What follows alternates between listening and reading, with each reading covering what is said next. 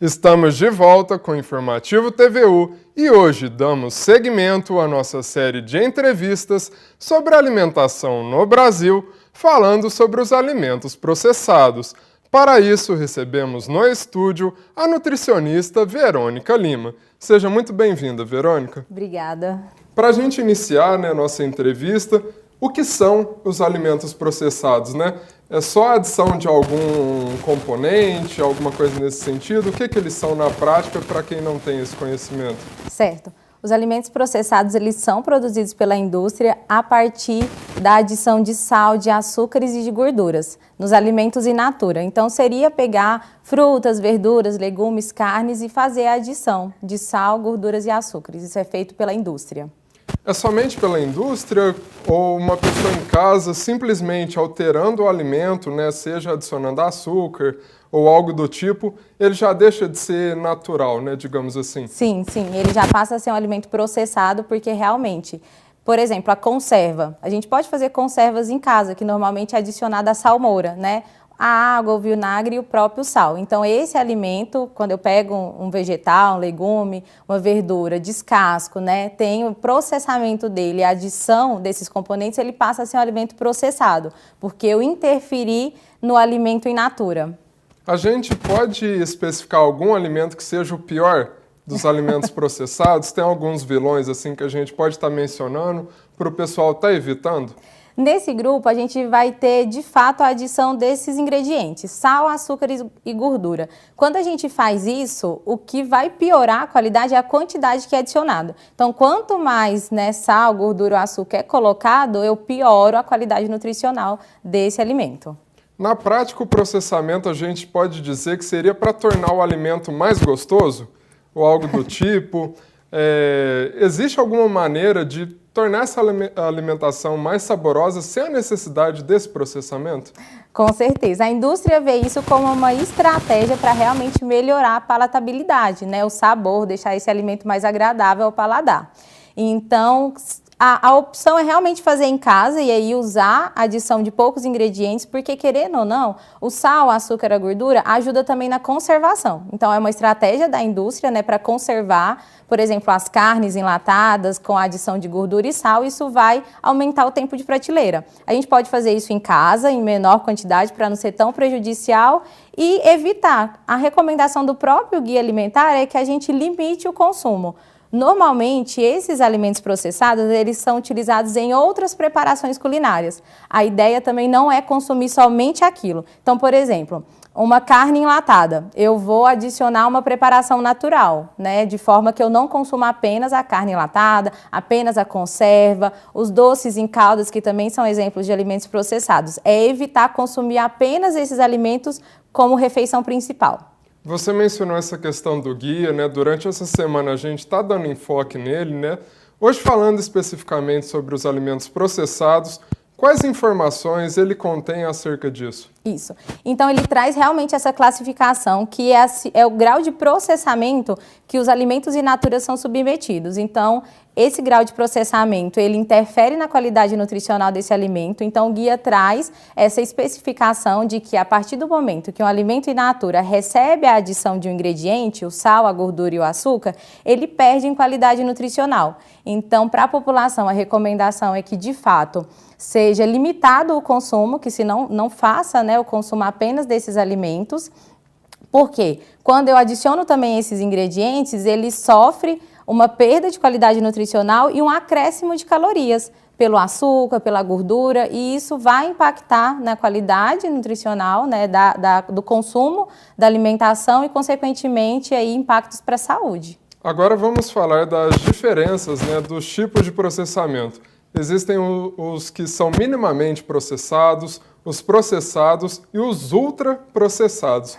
Quais são as diferenças entre eles? Ótimo. Bom, os minimamente processados vão ser os alimentos que vão passar por processos físicos simples. Por exemplo, eu tenho que descascar as verduras, eu tenho que descascar os legumes para poder consumir, ralar, cortar. O arroz, o feijão, que a gente vai fazer a cocção em casa. Isso é um processamento mínimo, é o que a gente fala que é o mínimo que eu preciso processar o alimento para consumir. Então, eu pego o alimento in natura, eu pego uma carne, eu preciso cozinhar ela para consumir. Aí a gente tem o alimento minimamente processado. Então, aquele prato de comida, arroz, feijão, carne e salada, é um prato, é uma refeição que eu vou pegar os alimentos e vou fazer um processamento mínimo. Os alimentos processados, a gente vai ter esses com adição de ingredientes, sal, açúcares e gorduras, para que aumente a conservação. Em geral, esses alimentos, eles têm no máximo 4 ingredientes.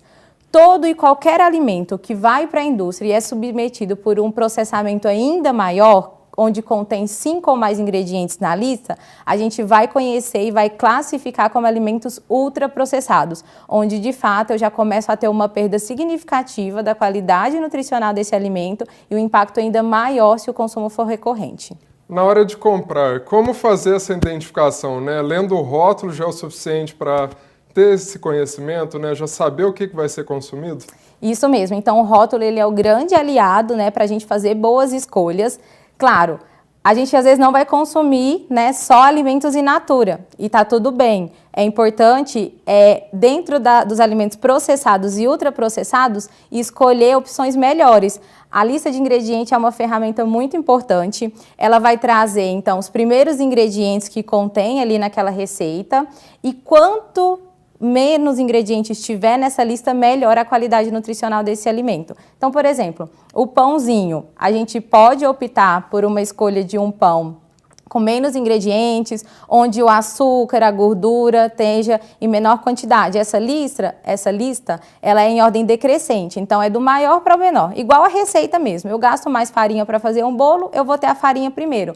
Se eu tiver o açúcar, a gordura no final, significa que tem menos. É melhor olhar dessa forma e fazer boas escolhas. Quando a gente fala de processamento de alimentos, né, um grande clichê é aquela frase, né, desembalar menos, né, e consumir mais naturalmente, né, as coisas, né, descascar mais. Isso, exatamente. É basicamente isso mesmo? A dica é essa? A dica clichê é essa, e se a gente seguir essa dica, a gente consegue ter, né, uma alimentação e uma rotina alimentar mais saudável. Então, pensando nessa classificação, né, do guia, se a gente olhar para um alimento in natura, vamos pensar na uva. A uva é um alimento in natura. Se eu como essa fruta naturalmente, eu preciso fazer desse consumo mais frequente. Então, frutas, verduras e legumes. Se eu pego essa uva e passo por um grau de processamento e tenho uma receita, uma geleia de uva, esse já é um alimento processado, que não é ideal que eu consuma com tanta frequência. E aí eu posso chegar a ter um refresco de uva. É um alimento ainda mais processado, que a gente vai ter ali na classificação de ultraprocessados, e aí eu preciso evitar. Então, a gente vai as frutas, verduras e legumes, os alimentos in natura, que é descascar mais, e o desembalar menos, que consequentemente é esses alimentos processados e ultraprocessados. E como diminuir esse consumo, né, dos processados, dos ultraprocessados também, na prática? Como fazer essa limitação ali no dia a dia, nas refeições? Ótimo. Bom, lembrando que a recomendação do guia não é proibir nenhum desses grupos alimentares, mas, de fato, os processados e os ultraprocessados precisam ser evitados na nossa alimentação.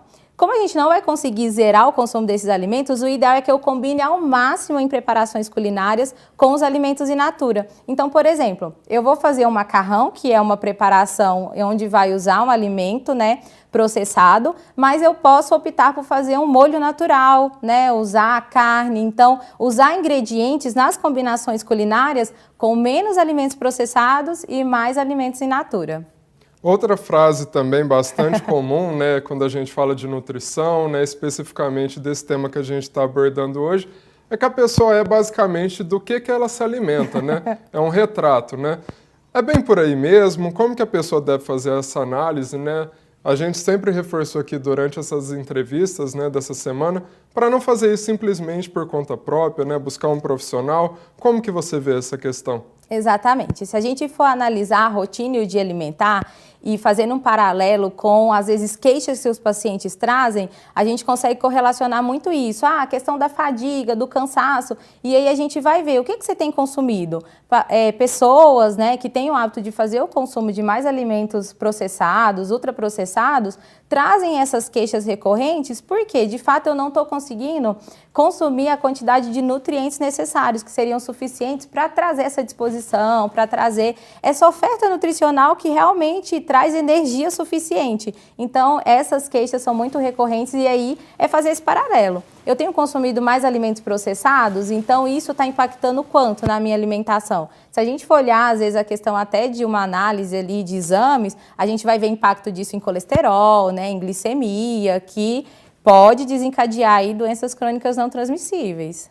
Excelente, Verônica. Muito obrigado pela sua participação. Eu que agradeço.